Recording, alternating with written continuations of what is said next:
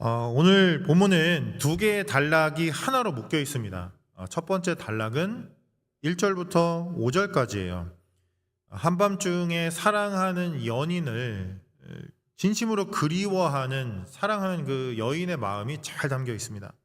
1절 보시면 내가 밤에 침상에서 마음으로 사랑하는 자를 찾았노라. 2절 마음에 사랑하는 자를 거리에서나 큰 길에서나 찾으리라. 3절 내 마음으로 사랑하는 자를 너희가 보았느냐. 4절 그들을 지나치자마자 마음에 사랑하는 자를 만나서. 5절 사랑하는 자가 원하기 전에는 흔들지 말고 깨우지 말지니라.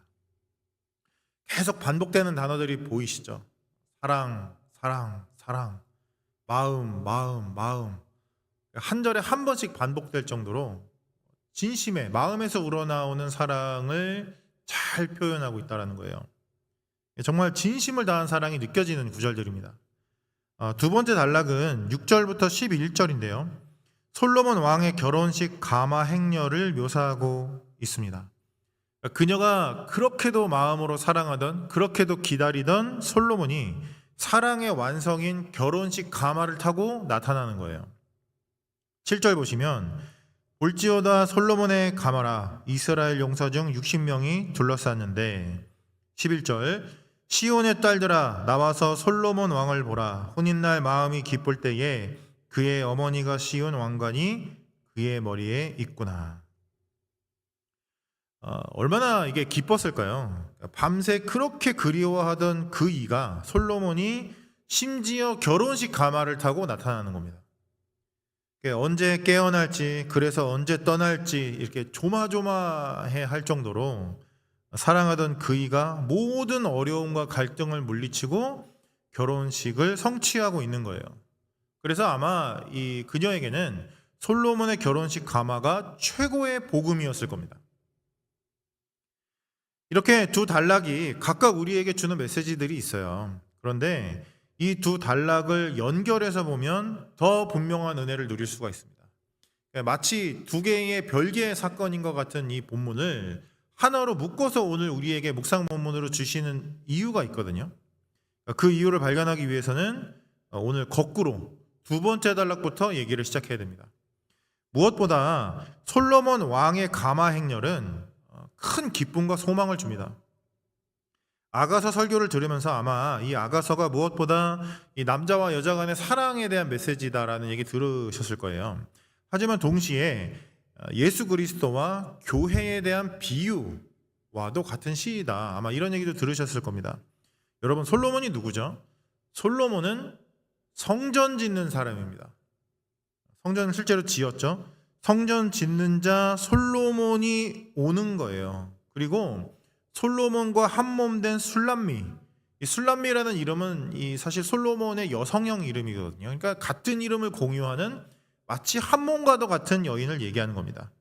그 신부를 데리러 오는 거예요. 성전 되시는 예수 그리스도가 그의 한몸된 신부 교회를 데리러 오시는 요한계시록의 비전과 완벽하게 일치하는 겁니다. 우리가 잘 알고 있는 본문이 있죠. 요한계시록 19장 7절부터 9절이거든요. 우리가 즐거워하고 크게 기뻐하며 그에게 영광을 돌리세. 어린 양의 혼인기약이 이르렀고 그의 아내가 자신을 준비하였으므로 그에게 빛나고 깨끗한 세마포 옷을 입도록 허락하셨으니 이 세마포 옷은 성도들의 옳은 행실로다 하더라. 천사가 내게 말하기를 기록하라. 어린 양의 혼인잔치에 청함을 받은 자들은 복이 있도다 하고 또 내게 말하되 이것은 하나님의 참되신 말씀이라. 술람미에게 이 아가서 3장이 준비되어 있었던 것처럼 우리에게도 요한계시록 19장이 준비되어 있는 것입니다. 술람미에게 솔로몬의 이 결혼식 가마가 복음이었던 것처럼 우리에게도 요한계시록 19장의 이 완벽한 결론은 진정한 복음이 되는 거예요. 이 어떤 결론을 가지고 있느냐가 사실 정말 중요합니다. 정말 많은 걸 바꾸거든요. 제가 자주 얘기하는 그 예시 중에 하나인데 똑같은 문장을 써놔도 마지막에 어떤 부호를 찍느냐에 따라서 문장 전체의 의미가 바뀝니다.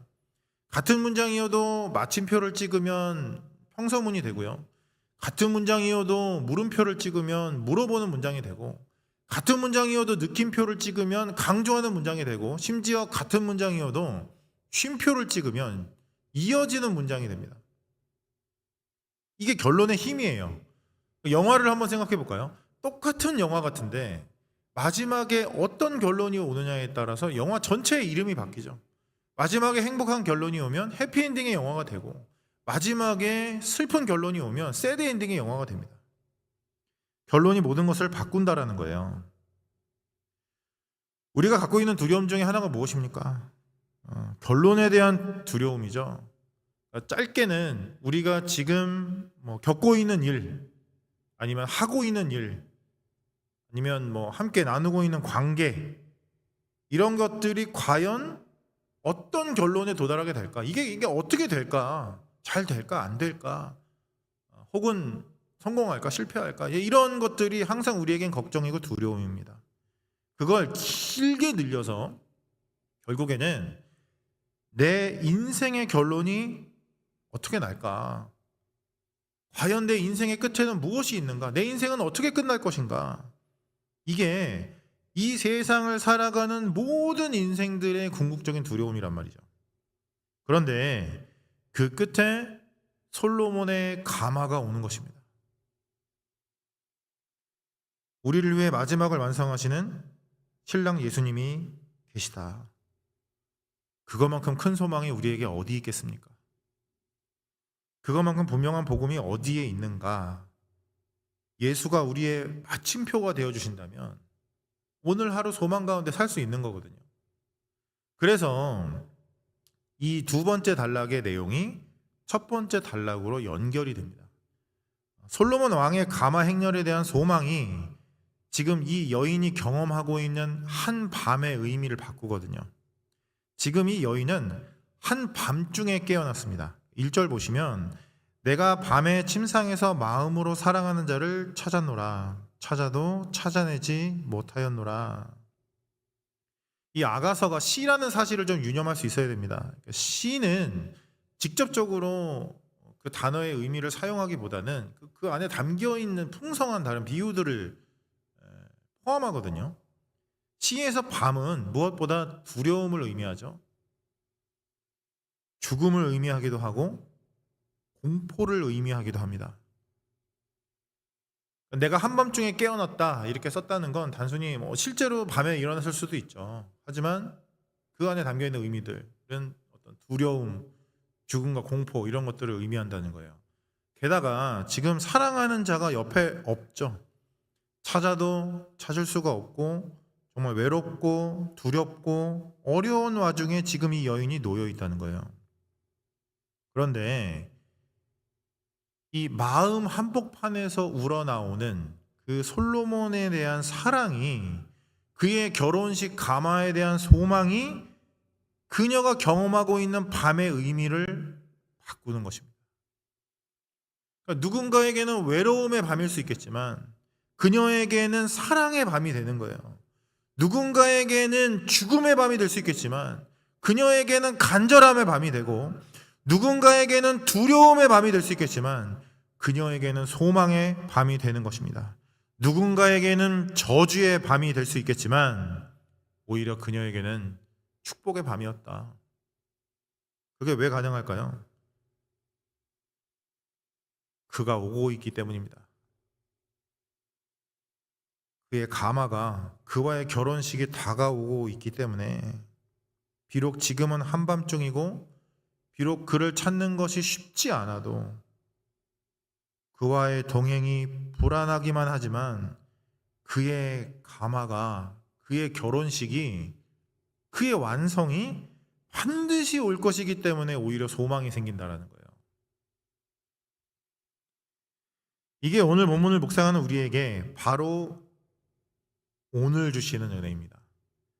예수님과의 혼인잔치, 하나님 나라의 어떤 완성과 구원에 대한 소망은 단순히 어느 날에 그게 일어날 것이다, 앞으로 그게 그냥 단순히 일어나게 될 어떤 예언이다, 단순히 이것만 의미하지는 않아요. 그것에 대한 믿음이 오늘 우리들의 하루를 바꾸거든요. 그 소망이 지금 당장 우리의 삶을 바꾸는 것입니다. 여전히 한밤중에 있을 수 있죠. 여전히 아픔이 있을 수 있고, 여전히 두려움이 있을 수 있고, 여전히 갈등이 있을 수 있습니다. 심지어 기도를 마치고 돌아가는 후에도 여전히 하나님이 정말 어디에 계시는지, 과연 그가 나를 도우러 오시는지 혼란스럽고 불안할 수 있다고요. 그런데 하루하루 전진해 오시는 예수 그리스도의 그 결혼식 가마가 너무나 분명하기 때문에 눈을 들어 그 예수 그리스도를 바라보며 기쁨과 소망으로 살아낼 수 있는 거예요. 그가 오십니다. 단순히 그가 오실 것이다가 아니라 그가 오고 계십니다. 이미 그가 오셨고, 그가 오셨던 것처럼 반드시 다시 오신다고요. 그에 대한 소망이 오늘 오히려 내 마음의 한복판을 채우는 것입니다. 그래서 우리도 한밤중에 일어나 이렇게 고백할 수 있는 거예요. 내가 밤의 침상에서 마음으로 사랑하는 자를 찾았노라. 오늘 이 말씀 묵상의 은혜가 우리들의 하루를 바꿀 수 있기를 소망합니다. 오늘 하루 우리가 살아내야 하는 현실이 만만치 않겠지만 눈을 들어 예수 그리스도를 보십시오.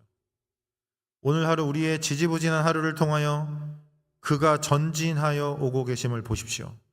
그가 반드시 오십니다. 그가 반드시 오셔서 성취하시고 완성하시고 승리하신다. 신랑 예수 그리스도가 신부인 우리를 위하여 반드시 승리하시고 그 영광의 결혼식을 우리에게 허락해 주신다.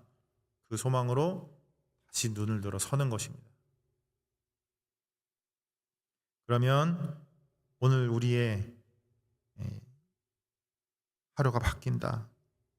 상황과 여건과 관계 그 어느 것 하나 바뀌지 않아도 당장 오늘, 당장 지금이 바뀐다.